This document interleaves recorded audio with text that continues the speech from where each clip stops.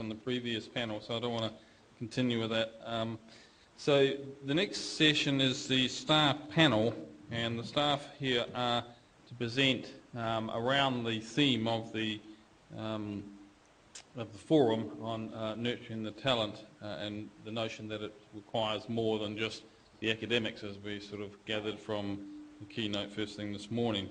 And so we have panellists from the faculties, from CFS and from CFL, and I'll invite each of the panellists to come and give a brief presentation, and then we'll have a short period of time for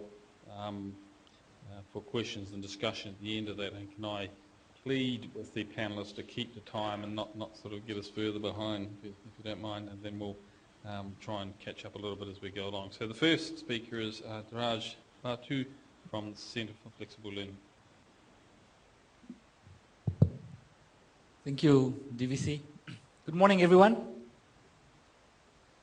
Probably I'll ask everyone to come sit in front before we start. That's fine.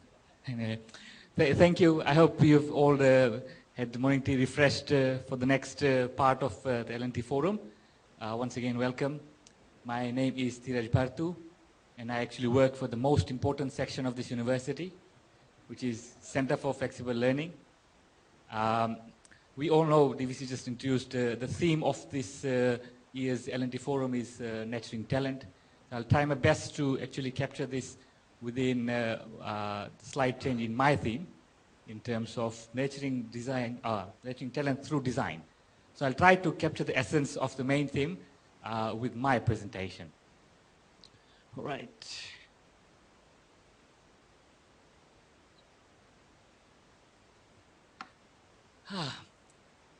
Leading generations. I'll pause for a while here and probably give you maybe a minute or less than a minute just to read through and see where we fall within these three categories. So, and then we'll have a bit of a discussion.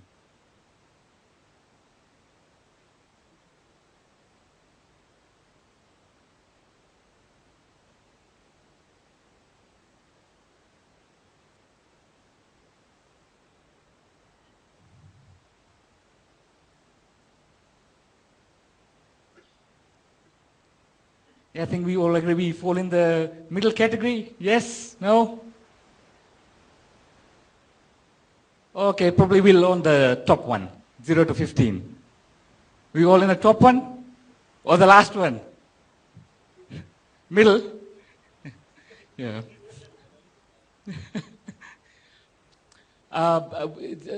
This morning, Dr. Phil gave a presentation, and there was a lot of talk about technology and so forth.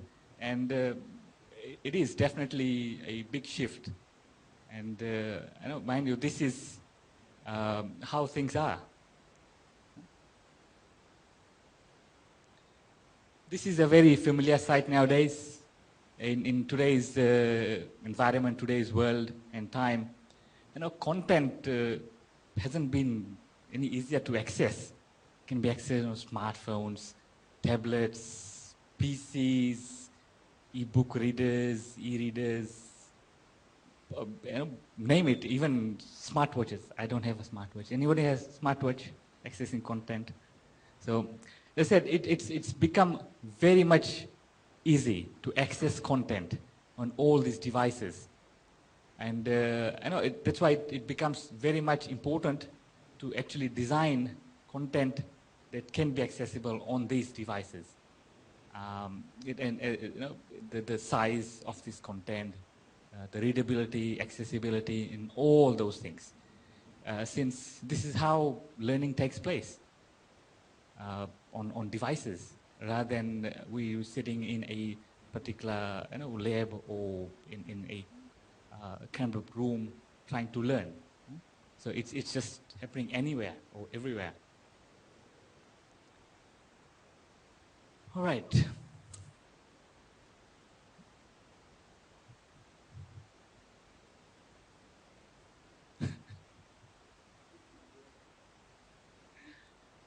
So, I know sometimes we think we have designed something or a product that is, probably top notch, or it's somewhat really based on best practices or industrial standards and all these things.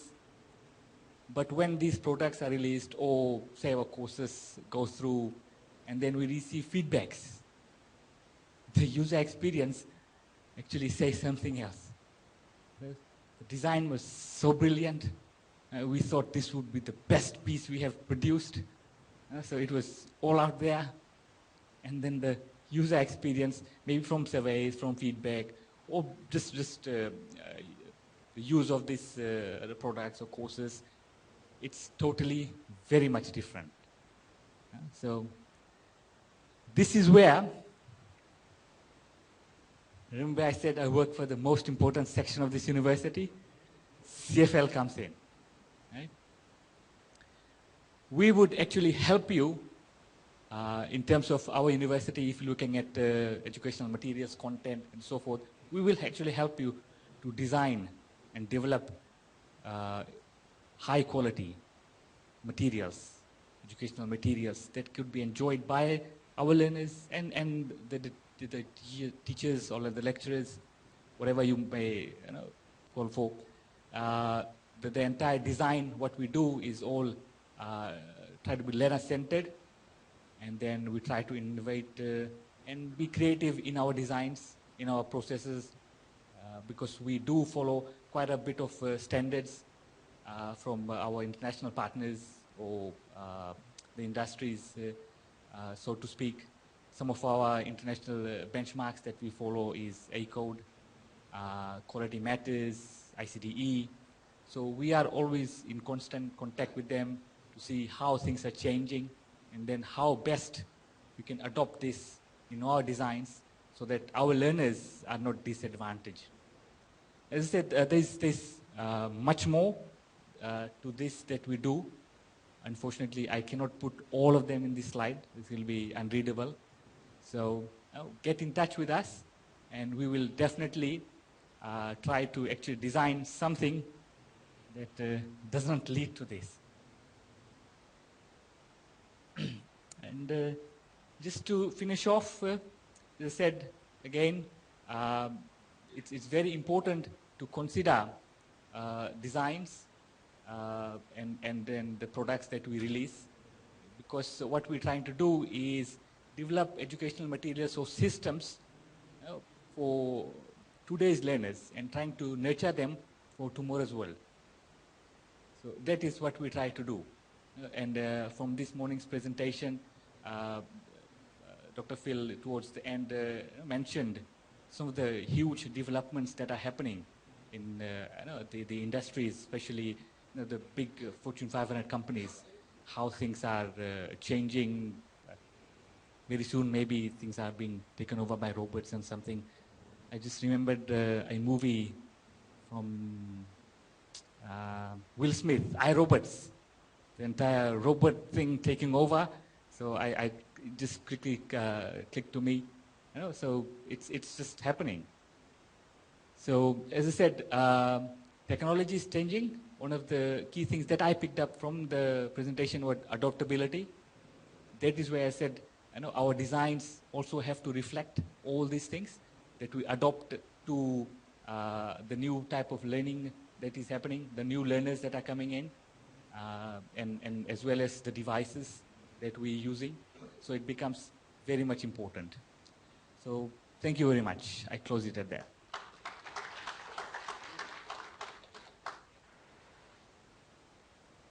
I think the questions are towards the end of, yeah.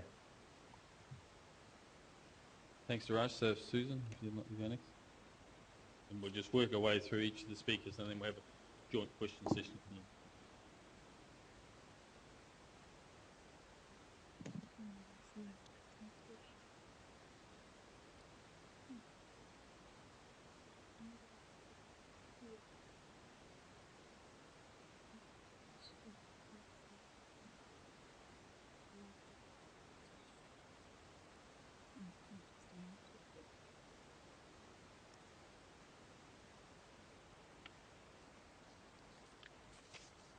Good morning, everyone. My my talk this morning is it's going to be from the metaphor of CFS as a seedbed, and it's divided into three parts. CFS, the seedbed, target areas for improvement. These are areas that I thought of with some of our other staff members, and areas that I had previously discussed with our former director. And then I end off by giving you examples of nurturing and the nurtured. In a way, we can say that CFS functions like a seedbed of USP and other universities. For any seedbed, therefore, the nurturing is delicate and must be carried out with a lot of care and consistency. For this is when students transit from high school learning to university-type learning. Here, too, is where some unlearning would need to take place. So what is nurturing like at CFS? CFS offers, or the College of Foundation Studies offers two programs, the preliminary, which is the equivalent of year 12, and foundation, year 13. If taken fully, both programs take a year to complete, or a minimum of a semester, if bridging through unclassified studies. Courses are offered in two main streams of science and social science. Modes of delivery are via face-to-face, print, and online. We're also moving in the direction of blended offering.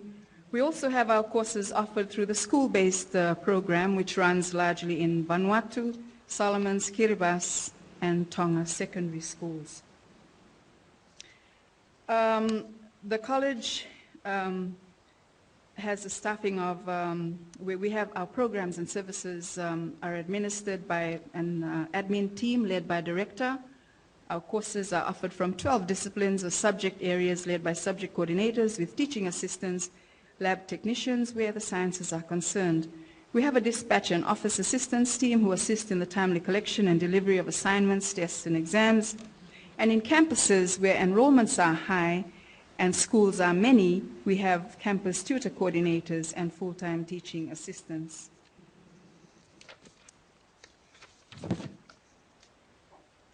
Okay, so this is basically what a student encounters in foundation or preliminary studies. Gone are the days of that 3-hour paper at the end of the year that determines all. Now they have continuous assessment plus a final paper that could be 40%, 50%, or 60%. They can enroll in online courses and all have access to online support. They have access to great libraries, both here and other campuses, easy access to computer labs and information technology, well-equipped science labs, conscientious and committed teachers. Here is where they begin to build on research and communication skills and other institutional learning outcomes.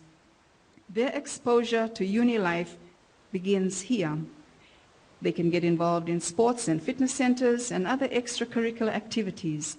Above all, this is where they learn to become independent learners. But is this enough to fuel them so that they are well prepared for further studies? What further improvements can CFS do?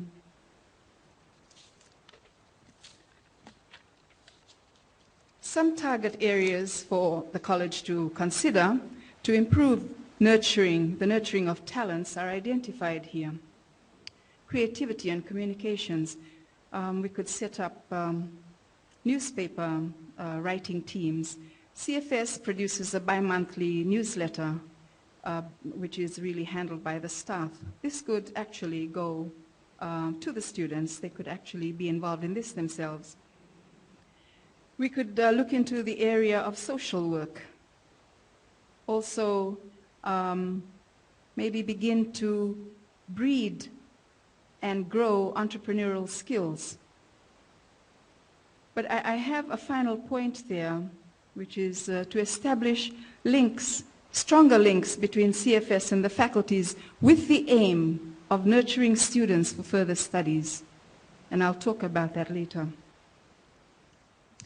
I thought, and I shared this with some of our staff, that the setting up of interest clubs in the college would help to to grow some of these talents and maybe plant seeds for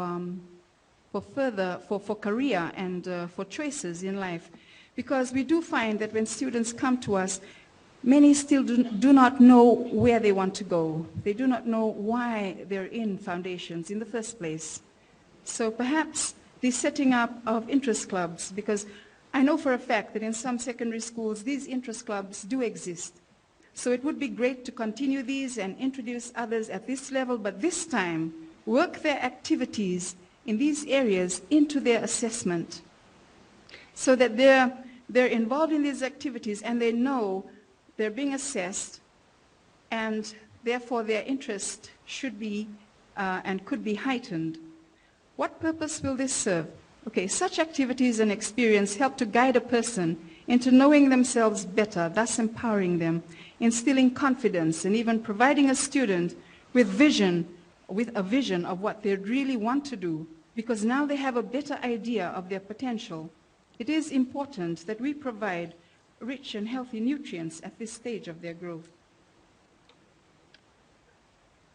Now for nurturing from the faculties, maybe at the invitation or even from the faculties themselves, we could get the faculties to showcase more of what's happening at the degree level. Our foundation students need to know what it is that they're preparing for. And I think, even though we do have that link between CFS and the faculties, which is really a link of quality assurance of our courses and assessment, but here I would like to suggest a process of illustration of pathways, planting of career ideas, and actually embed these in a program. Maybe there would be actual talks like this, where our foundation students would come and listen to year 3 students or year 2 students or year 1 students present on some of the things that they are learning and some of the activities that they're actually involved in at degree level.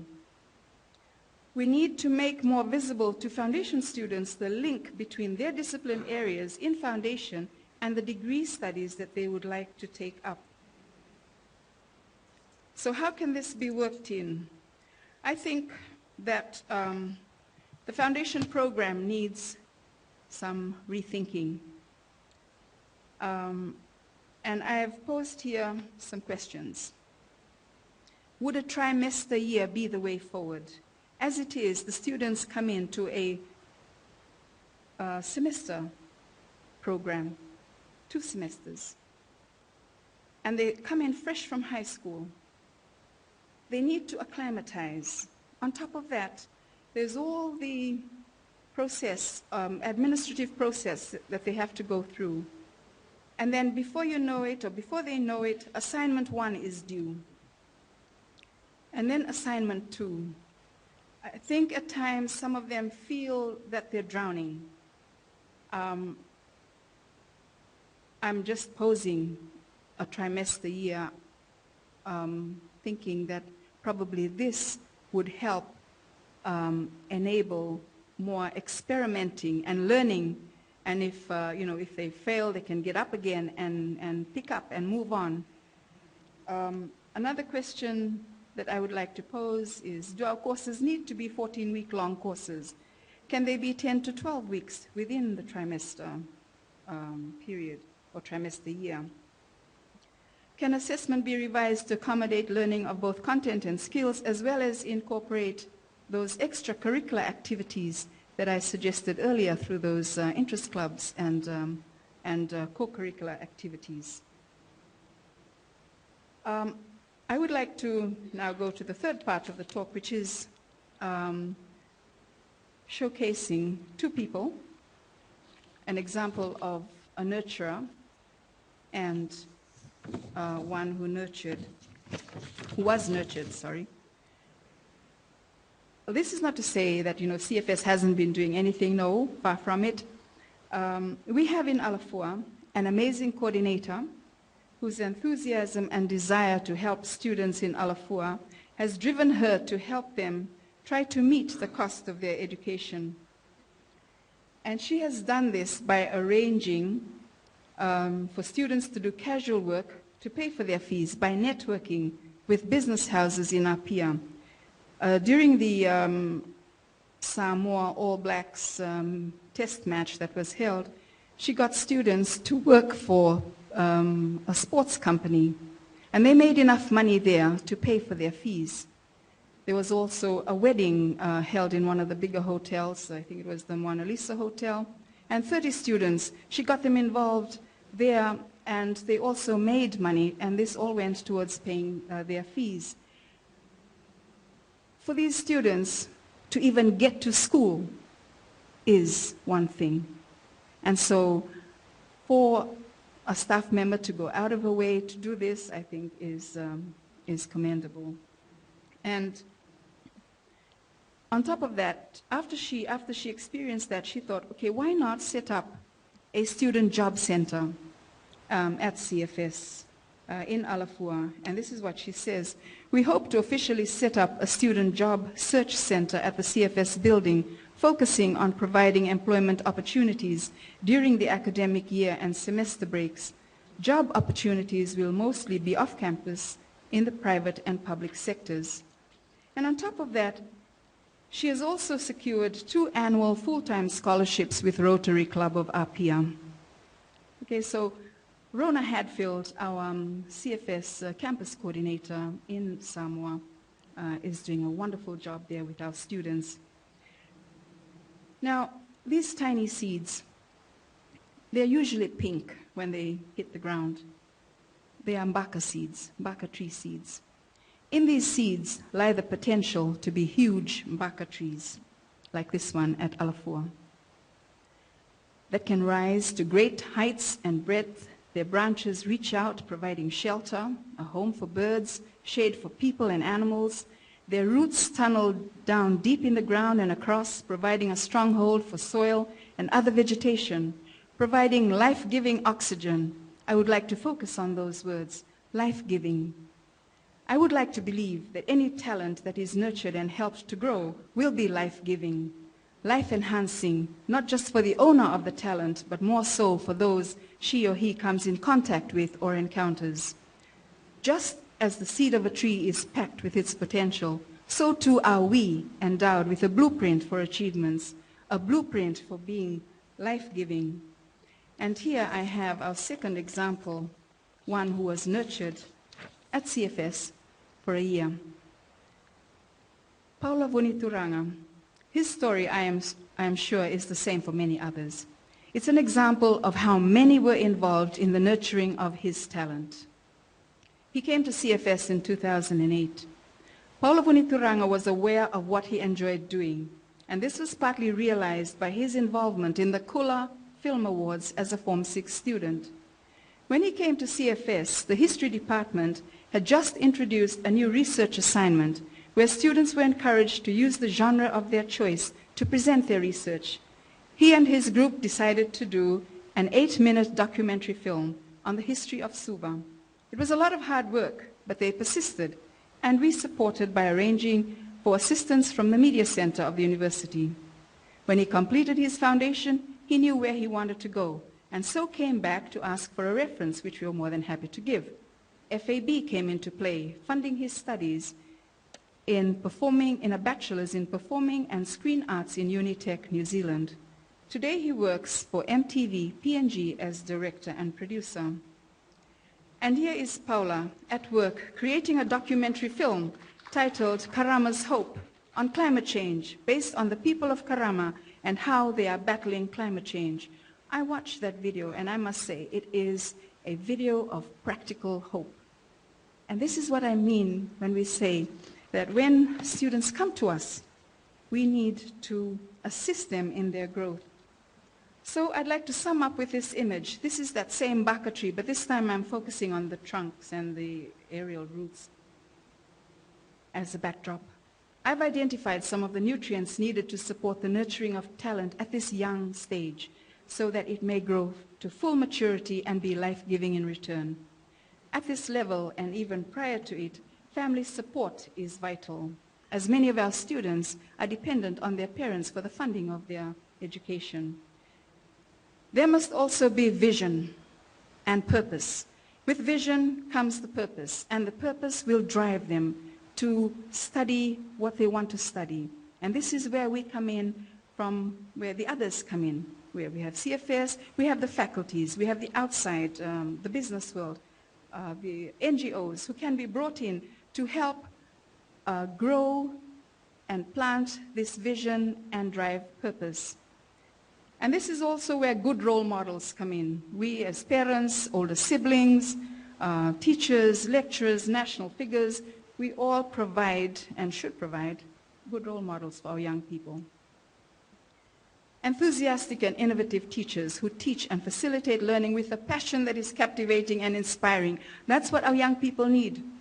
Not tired teachers walking in with the books, plonking them on the desk. They need to be inspired, and the onus is on us to do that and to be that for them. Experience. They need, through the various assignments, projects, etc., maybe with these clubs that come in, assessments that can be woven into these activities, they need to experience their learning. And above all, an environment, both the physical and human, conducive to acquiring needed skills and knowledge. The support that administrative staff provides from pre-enrollment to graduation is crucial. And this is not to mention all the other support that comes in a university. There are, of course, other scafworks or routes and support systems that can be added, but whatever they may be, when students come to us, the onus is on us to help nurture those talents that they are already endowed with. Thank you.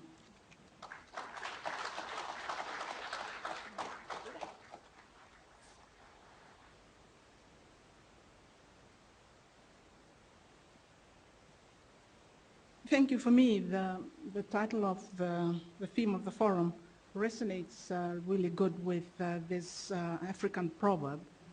It takes a whole village to raise a child. The proverb leverages cultural context and belief, that it takes an entire community to raise a child. It emphasizes important values of relationships, care, concern for others, and sharing that many of our people in the region can relate to. The proverb is also biblical. We know the scriptures that teach our people about unity, cooperation, hard work, and a mother's love. But this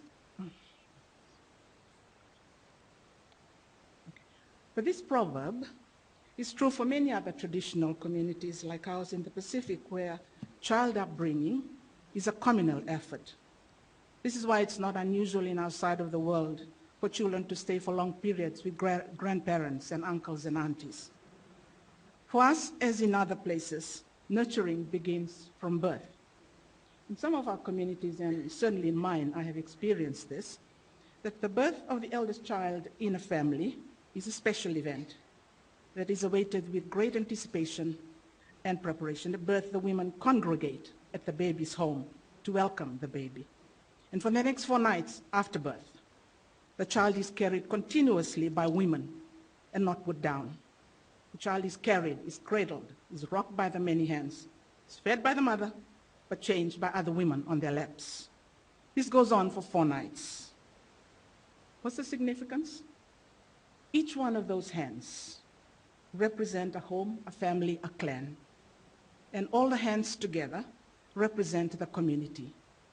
In those hands, individually and together, is the pledge to carry the child for life. Oh gosh.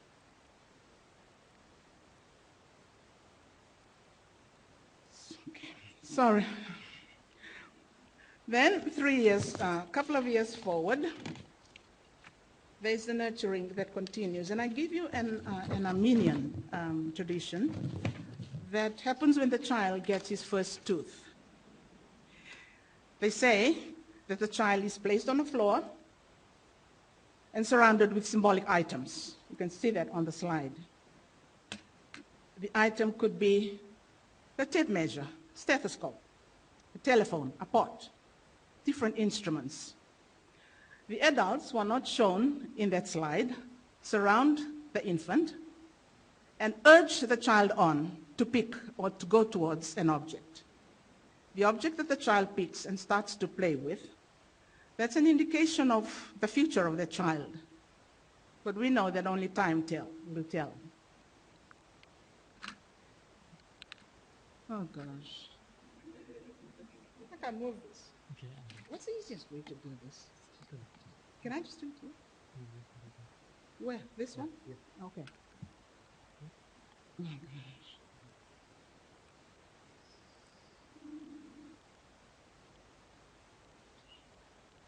Sorry about that. Okay. Hillary Clinton, U.S. presidential candidate, chose that African proverb to title her book. This example was given to me of one of my colleagues just recently. She chose the title because of its timeless reminder that children thrive only if their families and communities thrive and if the whole society cares enough.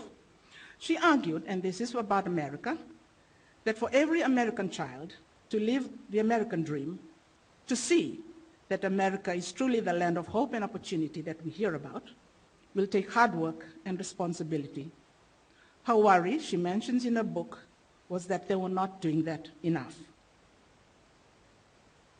She discussed the village. She moved the village from that geographical place that we all know about, where our families and clans live together, to the modern village, which by comparison many think is impersonal and inhospitable. She argued, though, that the essence of the village, whether it's in rural Samoa or modern village in the town, the essence of the village has to be the network of values and relationships that support and affect our lives. She gave the example of the church, where churches in the modern village have expanded their activities in line with new ideas. This is interesting for us because we believe in our churches. And some of this is actually happening in the Pacific, where churches have expanded their activities in line with new ideas and now include things like aerobic classes, health gyms, shopping complexes, supermarkets, radios, and TV stations. But Hillary Clinton argues in her book that the decisions we make and how we live our lives in the modern village affects the well-being of those that we nurture. Technology, which is the hallmark of the modern village, connects us, still connects us, and offers us new ways of coming together.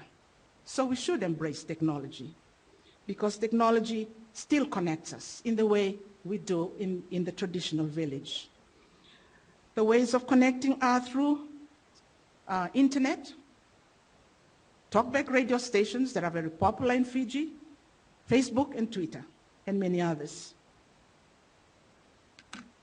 In the transition from the traditional village to the modern village, Hillary Clinton reminds us that for the child, the village must remain personal.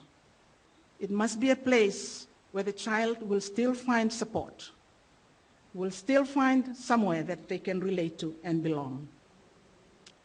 So what do others say about talent? And I want to focus just on one guy, this one on this side, the greatest fighter of all times.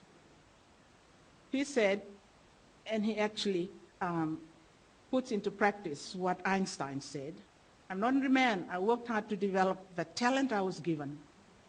But he worked hard. He said he worked hard. He believed in himself, and he believed in the goodness of others. Another legendary athlete, Usain Bolt, regarded the fastest person ever, those of us who are keen on sports, had similar sentiments to Muhammad Ali, and he said, and I quote, "I'm lucky that I have a lot of natural talent, but my success is all down to hard work." So we begin to see that there are the two sides of this nurturing, the part of the nurturer and that of the nurtured. What do we have at USP? I believe we have started well, because as a kind of modern village, we are nurturing talent. We have identified key distinguishing characteristics that we want to be cultivated in our students. We have our graduate attributes: critical thinking, creativity, professionalism, teamwork, ethics, communication, Pacific consciousness. One of my colleagues lists an eighth, and I'm glad it was mentioned in the speech this morning. Bruce always had at the end entrepreneurship. We nurture these graduate attributes in our learning activities and measure them in our assessments. Then we have the staff attributes. I wonder how many of us keep revising those. Excellent values and attributes for staff to engender. The focus on USP focus areas in the strategic plan. We talk about that every time. Then we talk about, I want to go right down to the interface of academia and the world of work. In the last 2 days, Monday and Tuesday, this place was full. There was an important forum where the world of work, the business people, came to meet with academia. It was important, an important forum to gauge the fit that our speaker talked about this morning. And so from these sessions, we say, what next? We await the word from SMT as to what we need to do. Do we need to modify? Do we need to change? Is it time to relook at the graduate attributes so that they fit better with the world of work? I can't not mention the Oceania Center of Pacific Studies. This is the leading creative center for the region with a growing international reputation.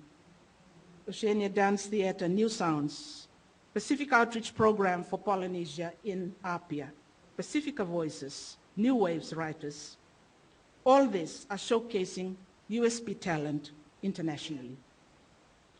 They all have a home at OCAPS and are perfect context for nurturing talent. I include there the Matai module in the generic course UU 204. The Matai module is a perfect depiction of communal living and working together. I also must mention Fale student learning support, particularly the work done by students for students, students mentoring students, students nurturing students, peer mentoring, where the senior students empower their younger colleagues. Look at the concentration on those faces, the eagerness in those faces as they discuss with their peer mentors. These sessions are so popular and very successful in supporting and motivating students to getting them over the mark. These people speak the same language. They can become themselves in these sessions. The high success rate of students that attend the peer mentoring sessions are testament to the excellent nurturing work of students for students. So colleagues, to nurture talent for today and tomorrow, it takes parents as the first teachers. It takes teachers like you and me. It takes institutional commitment. It takes business people. It takes chiefs and community leaders. It takes health professionals. Sure, it takes all of us. Thank you.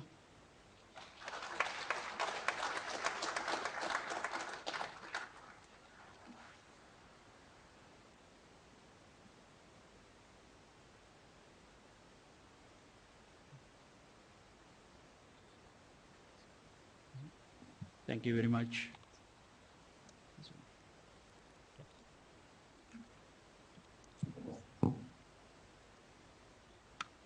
Thank you. As already covered in the keynote speeches and my previous colleagues have already mentioned.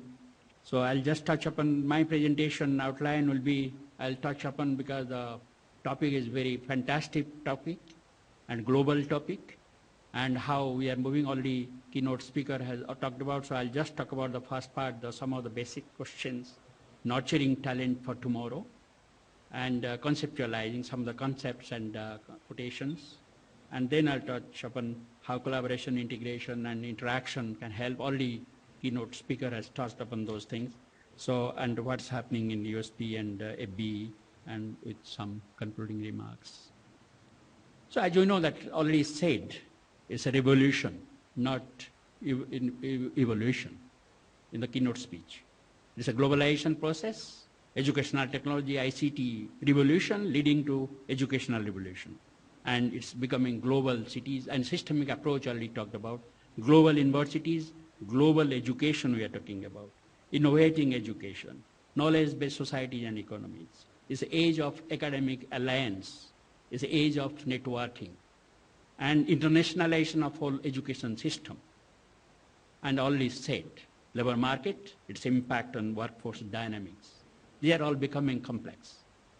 And technological changes like edu, info, bio, nano, robots we're talking about, means educational, information, biotechnology, nanotechnology, and so on.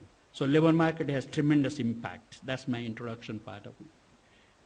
Basic question remains, already some of the questions have been raised earlier, how our graduates can be nurtured for tomorrow's labor market. That is the basic question here. And how can they fit into different fields of specialization and diverse cultural settings. Culture we talked about in the morning.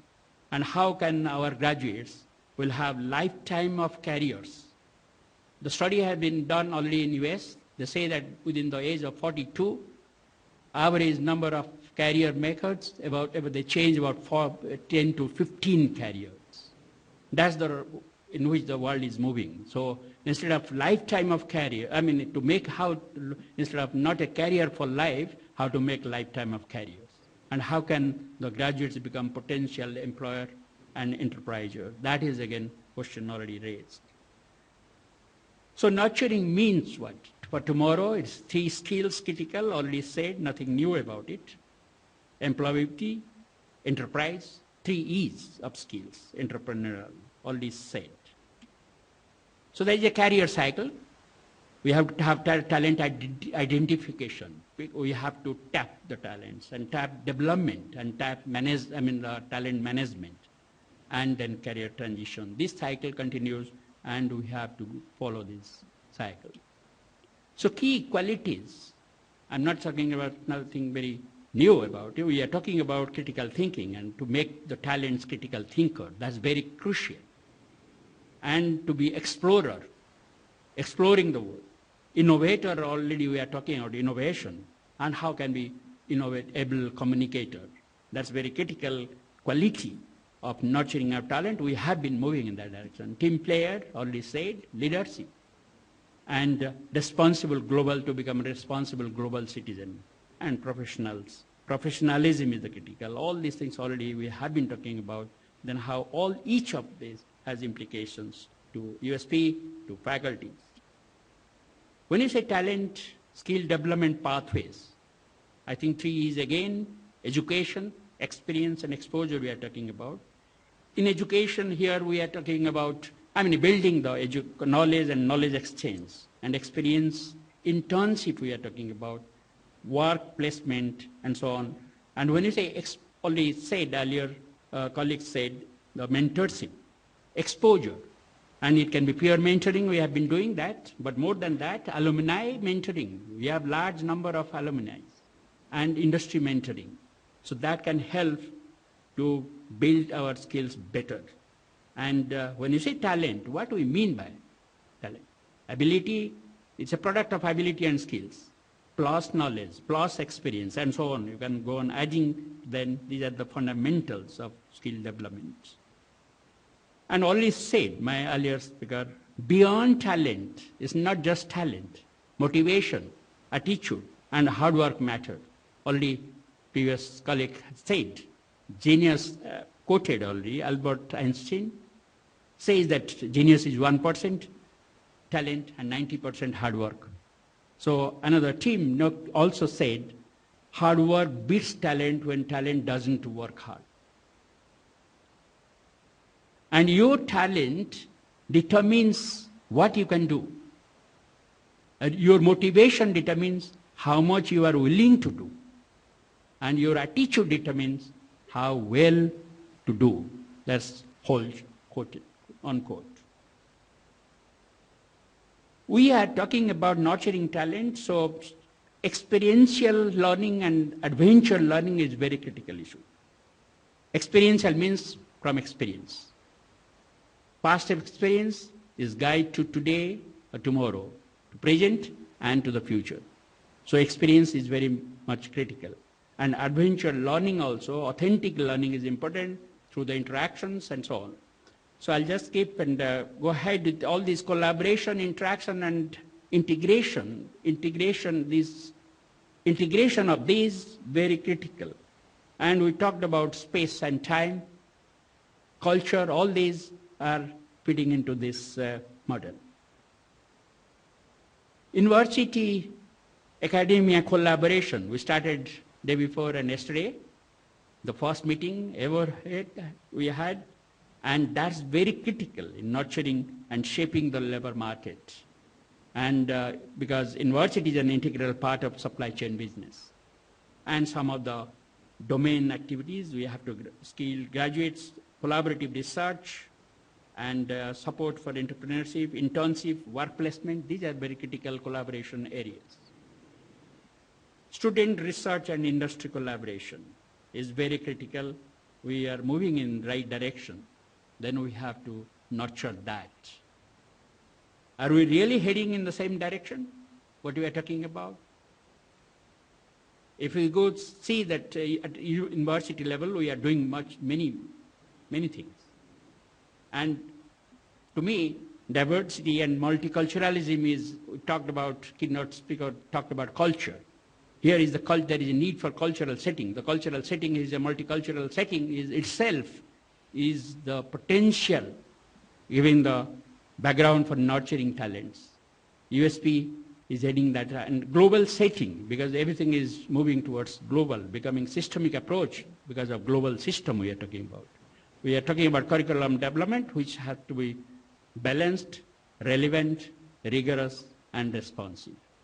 In that direction also we are moving at the USP, and all the previous colleagues have said graduate attributes, graduate outcomes. And in addition to that, we have this career and entrepreneurship fair every year, and that's also in a direction in which university is moving. Pacific Market Day also helping to, for participation of students and student bodies for promotion of enterprising spirit. USP NET has tremendous potential for technological revolution here at USP. And we have all these multi-media delivery and massive open online course MOOC.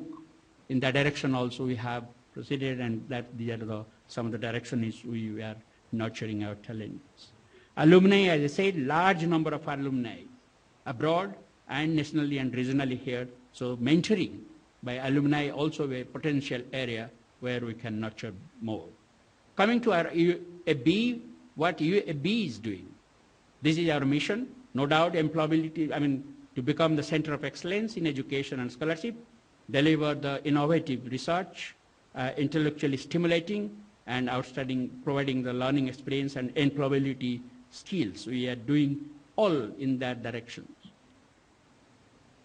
Cohort teaching and learning, mentoring, only some of the schools, they are very active in mentoring, particularly Graduate School of Business and School of Management and School of Tourism and Hospitality Management. They are inviting alumni, they are inviting industrial expertise and having mentoring. Leaders Forum is another area where the Graduate School of Business, they have already conducted 3 important forums, Leaders Forum, and we are moving in that direction to make our, to build the leaders of the future. Industry internship, work placements, particularly School of Tourism and Hospitality Management, Land Management, and Management and Public Administration, and School of Government Development and International Affairs. We have these courses, internship courses, and work placement related curriculums. Field visit is another to have learning experience, particularly active school like School of Tourism and Hospitality Management, School of Land Management, they have these. Interactive sessions, visiting faculty sessions, all these things happening at the faculty level, which is really we are nurturing in that direction. Inter-school debate is another very active component of the faculty. We have been, when coming 18th, we'll have our semi-finals, again 2nd or 3rd of October. Again, we'll have the final at the faculty level. That's coming up. And program advisory committee, these are almost all schools we have. And where interaction from the business, governments and NGOs, that's also, as a member, that's also another area. Networking is very much active in terms of academic and research networking at the faculty level. Particularly MBA's tracer study, they conducted a tracer study, the employability probability, what percent people to linking to the Fiji's labor market, and to that research also gave some insight of the impact of MBAs in the market and employability of MBA and so on. Panel discussions, professional development workshops, that continues. Student association is very active, particularly the Accounting Finance Student Association, Economic Student Association, and Tourism Hospitality Student Associations. They are also helping in nurturing already CFA's context we have seen, and all these have been also very active in our faculty level. Action Research, the Tourism Hospitality Management and the GSB, they are very active on that. Business entrepreneurial plans, the student they develop, and that helps to learn better. Experiential learning I was talking about, particularly tourism students, recently they had this experiential learning when they had trip to Biscayne Island, so they are very active in this process of experiential learning. To conclude, I must say that talent, not capital, will be the factor linking innovation, entrepreneurship, and growth in the 21st century and beyond. So as Winston Churchill said, the empires of future are the empires of the mind. So the challenge is how to nurture talents in our system, educational system, and link to industry to create an innovation ecosystem. That is the challenge. All efforts need to fishing the talent for tomorrow, today. Thank you very much.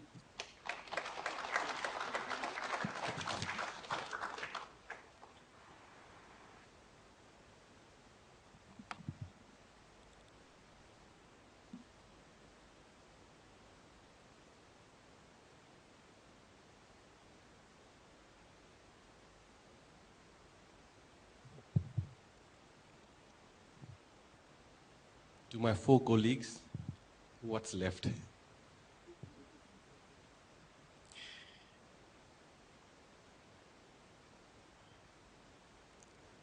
Professor Cole, colleagues, students, and friends. Good day to you all. I was thinking after what has been said by my other colleagues, what's left? So I'll try something.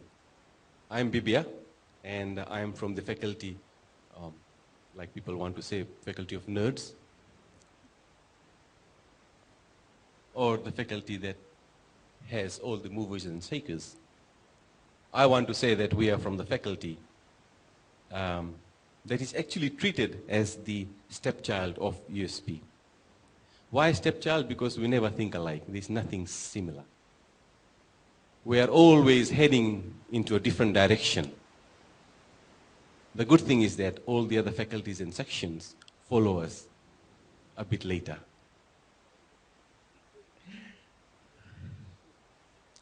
Yes, so after all which has been said, I wanted to actually focus on a very small point, but very important nevertheless. And I wanted to say, yes, we're talking about nurturing at USP. Where should we begin?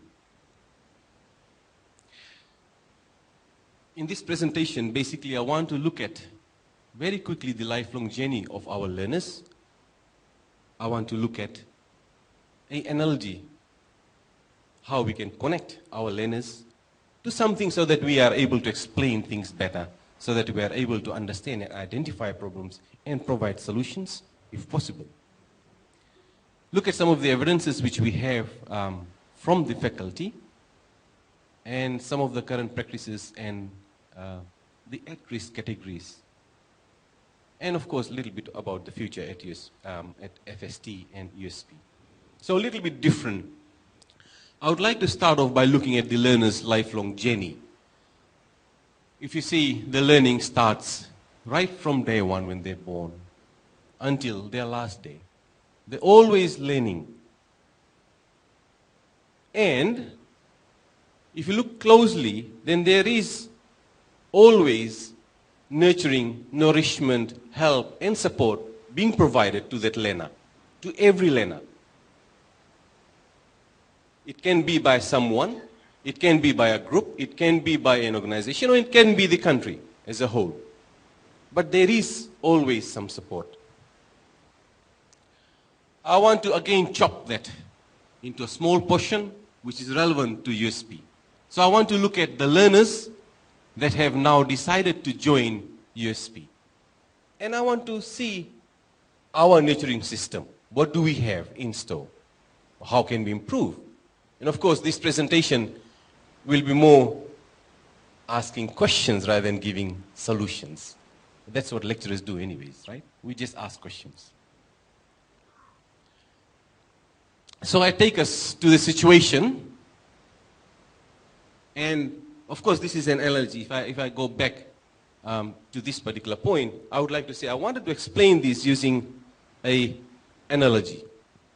And that analogy was of, let's say we have got racing cars and we have a track, racing track. So that lifelong journey now, that track becomes our racing track. And we have racing cars. They start at a point and they have the finishing line. Let's see what happens. Well, basically, when they come, they have applied for USP and they're ready to begin. So the same thing as racing cars. They are at the track waiting for the flag to be waved or the bell to ring.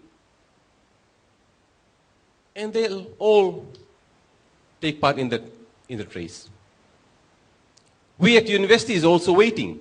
We're waiting for the cars to start racing. As soon as they start, then we'll go business as usual. We'll then look at all the things which we are doing, at-risk students and advising and etc., etc. We have so many.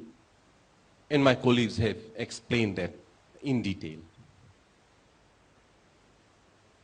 Now, if you look from the balcony, this is what happens. Those were the racing cars, and in real life, that's what happens. I mean, you see the blue one is stuck, didn't even go. Then we have one which is derailed. One is very slow. I don't think it will ever reach the finishing line. And the white one has actually reached. But they all started the journey. We all were very happy. What happened? What went wrong?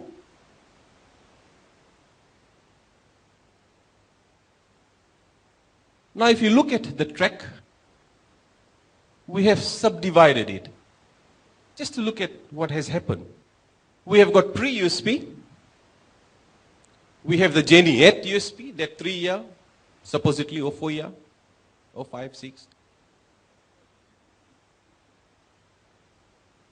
It can go up to 10. One of our colleagues took 10 years. And then post-journey, post-USP. Let's look at what did we do, the nurturing process, the nurturing system at USP itself. So if I click on that,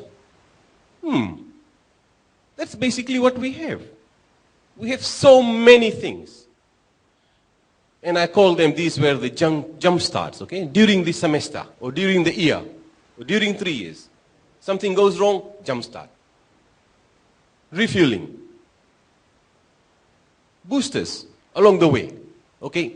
This is for my at-risk students. This is something for SLS mentoring. This is e-mentoring. So we have lots of things happening. The different faculties have their different means and ways. But we all are involved, and heavily involved. We all have our SLS support. We now are extending our SLS into the region. We're doing so many things, either in Lodala or going to the region.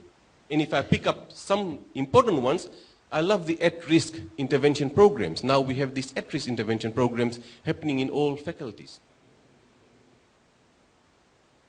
SLS, like we mentioned, cohort teaching. Right? So we have many things happening nowadays. When do they take place? Of course, they take place during the semester or during the year. So if we are doing all that, and we have very committed staff and students, committed, loyal, hardworking, then what was the problem? Okay. No.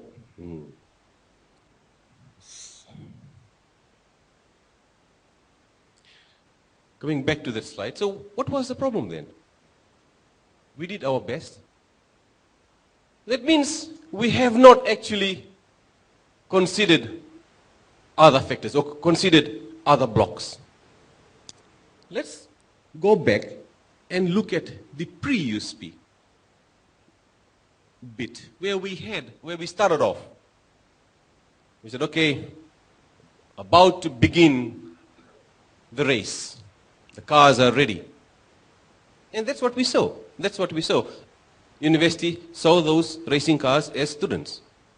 We saw those racing cars as students. And we said, okay, the cars are ready. Yes, man. There's a Ferrari there. There's a Ford there or something. We are fine. Let's look closely. That car has a punctured tire. So that car already has a problem. What's wrong with this car? It has a banana in its muffler.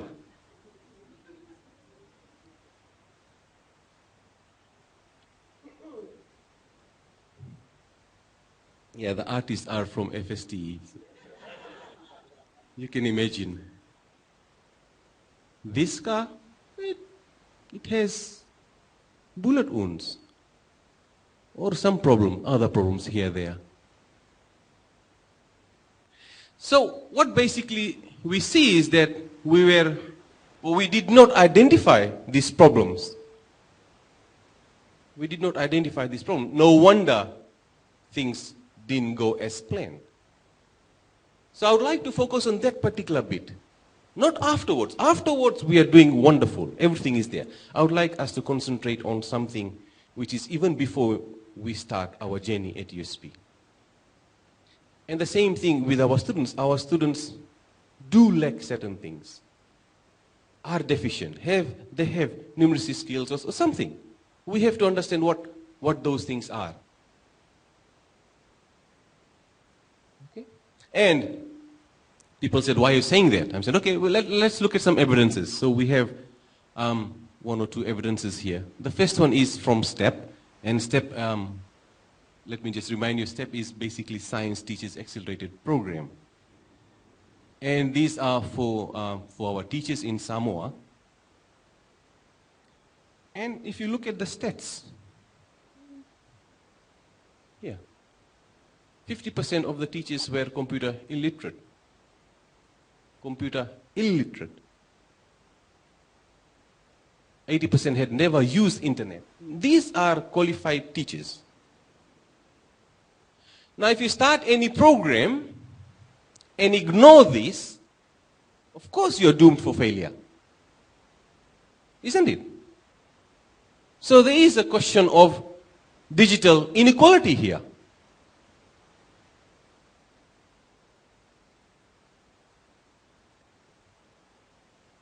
The second piece of evidence is from our refresh and induction program, which we offer to the students right in the beginning so that they have the head start and smoother transition into their programs. That's what we say. And what had my attention was the data itself. When we do track the students, those who have participated in this refresher program and those who have not, and you look at their final grades, and Richard, this is very interesting. You look at the grades. those who had this head start, they eventually end up with better grades. Of course, we'll have to do more data analysis here. We have to dig this further, but this is the data which we got from one of the causes. Really a big concern, which means there is something lacking before we start the journey. And we need to do something. We need to address. The third evidence is from our very famous OMDT. This is from this semester actually. And if you see closely, for all the topics in mathematics, and if you look at all the regional campuses, the students taking from the regional campuses, there is a failure rate of 30 to 60%. A failure rate of 30 to 60% from all regional countries. This is before they start their journey. This is the data which we have. And now, if these students carry on with mathematics or mathematics-related programs and courses, your guess is as good as mine.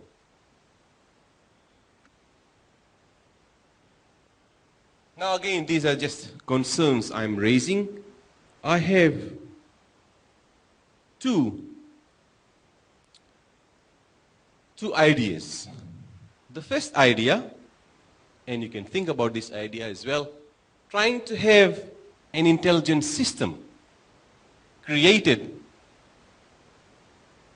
for the at-risk student. And at-risk, I don't say it in a bad way. I feel that if there's something missing, then it puts you in that at-risk category. So that when you start the journey proper, you're okay. And this is what we have basically done in our faculty. We looked at these 4 categories: academic probations, low grades, C's and C+. We looked at late registrants, and we looked at repeaters. Pull all of them into a list and gave it to our lecturers. They said, that's your at-risk student in that course. Now, let's do something extra for them. And they started doing all these extra things with complaints. Because if you look at low grades, this is almost 2/3 of the class. So there is resourcing as well. But this doesn't work. This is, am I done? Oh.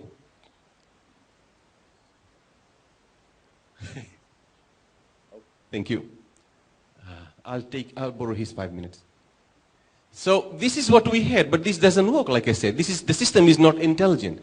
And it doesn't include what we have just found out. Those students who are right in the beginning, there was a problem right in the beginning. We should look at that as well.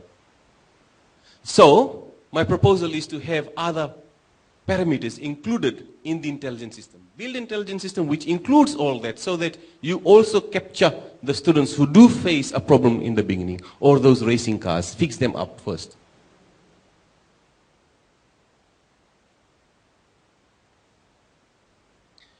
And of course, this is something which, again, my other colleagues have already discussed, and I just wanted to have it categorized differently. Before the race, what we need to do. During the race is fine. During the race, most of us are okay, except, okay, we can improve certain things. We can do something better for the region. After the race, it's still okay, but we need to see how we can bring in the alumni and how we can nurture them, and they join the cycle and help us nurture the incoming students. That's fine. The major emphasis, I think, should be here. Before the race, what should we do? Yeah, we need to talk to the government, sponsors, schools, communities.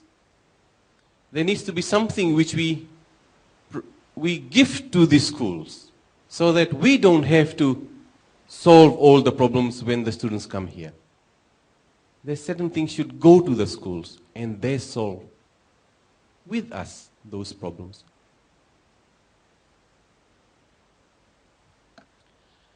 And this is my last slide. An intelligent system is useful everywhere. That's what I wanted to re-emphasize. And thank you very much.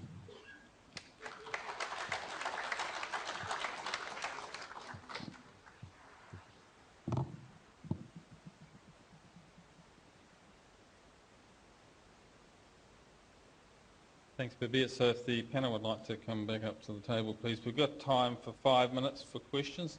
I'll just make one comment, and you tend to do this relating to what you've most recently seen, so just in relation to Babette's talk, then the New Zealand government was very concerned about pass rates and performance, particularly at first year, and they took a pretty tough line with universities, saying a lot of what you said there is stuff we can do. We can identify at-risk students quite readily, and that can be done in a quite automated fashion nowadays. And their sort of response to universities' complaints about how to deal with this is quite simple. They say, if you know they're at risk, either don't let them in or let them in under conditions with support in order to make it happen. And that's fair comment from a government funding point of view. The issue we found, and I know this is the case at USB, particularly looking at the first year experience coordinators and the work they're doing, is that oftentimes the students that we know would benefit from taking up the support structures we actually do have fail to take them up. And so that is one of the big challenges in this area. We know it works, but the challenge is to get people who we know need that support to ensure they do it. And that's where things like that peer mentoring can help, because it breaks down some of those barriers. But you don't want to listen to me, you want to ask questions, so it's an opportunity now for anyone to ask questions of any of the panel they wish. So if you just put your hand up, we'll get a mic to you, and just state who you are, and then ask your question, please.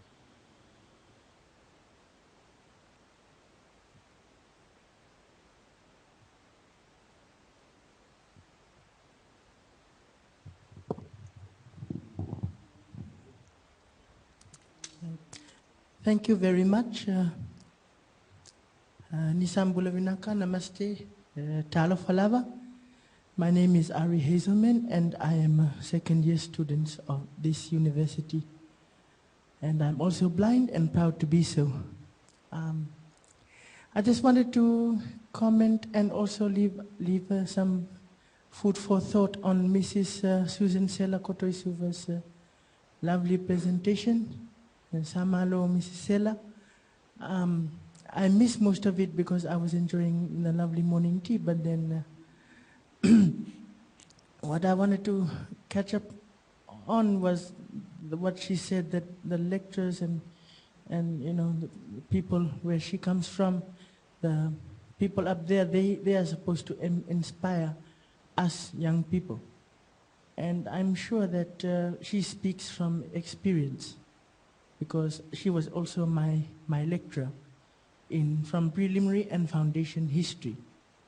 So I just wanted to commend Mrs. Sela and thank her, because she actually walks the talk. And I also noticed some of my old lecturers here, Mr. William Uyese, and also Mrs. Semin Duimbe, who had a key part in nurturing me and also had a key part in making me the person I have become. I have a lot of challenges, and probably I will share that after lunch. But I just want to end with some food for thought. Nurturing talent for today, tomorrow can stop if the systems that are in place act as a barrier. So just ponder that, and I'll speak to you again after lunch. Thank you very much. Any other questions? Probably time for one more, I think, before the break. Thank you. My name is Semi from CFS, and I just took note of some points that I'd like to just sound it out at this point in time. One is the nurturing of strengths, nurturing of love, second one, nurturing of values, the third, nurturing of attitudes, fourth, nurturing of motivation, nurturing perspectives that could inculcate in our teaching cultural attributes, such as the one being mentioned by Dr. Bakalevu. One example of a cultural ceremony that is usually done, it was done as well too, is that of the naming of a child. I was put on a mat and I was dragged by ladies to and fro, and they chanted a meke, and then the naming took place.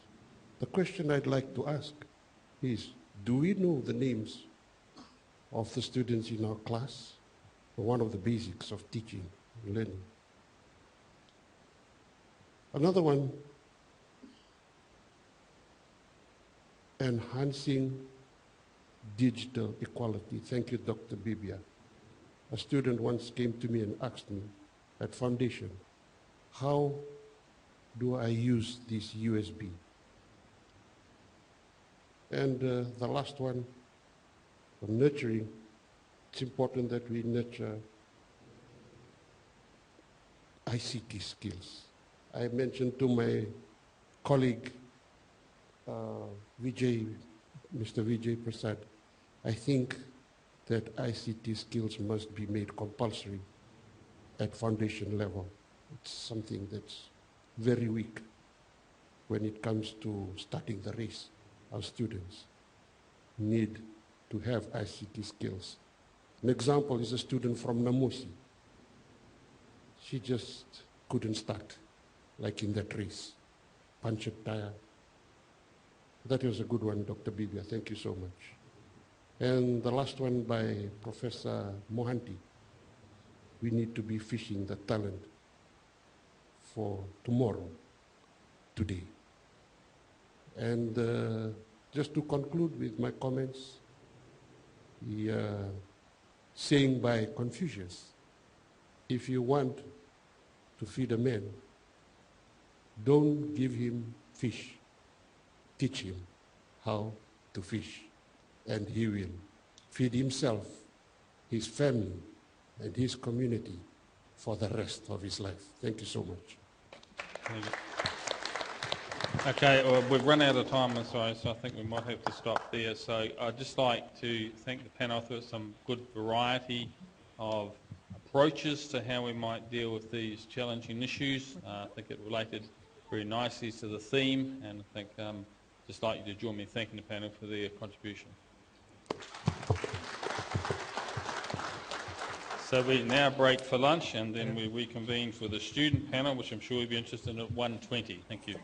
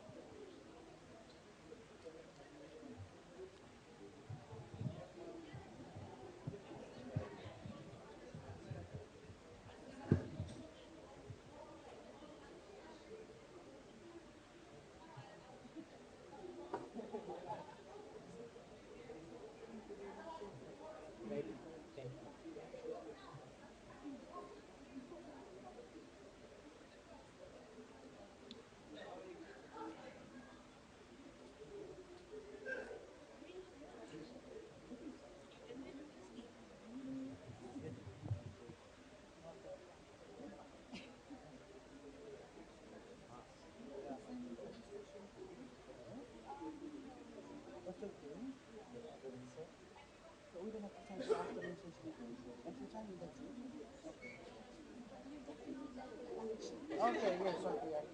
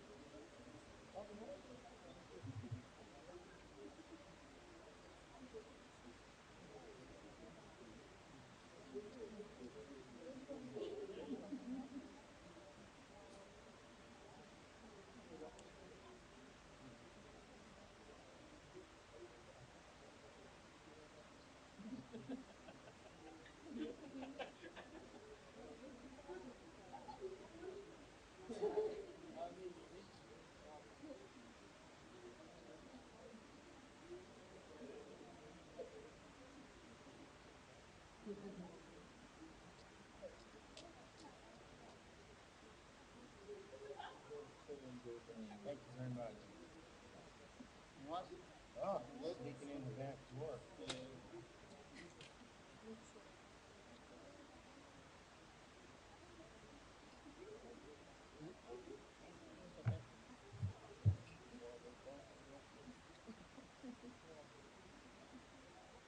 You need one of those. You got mine. You got, yeah. I'll take two. Can I leave those in? Can I leave this stuff in here?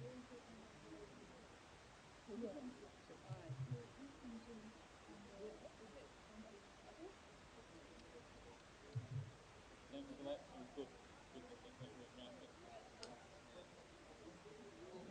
Can I leave this stuff in the IC? Yeah. Okay.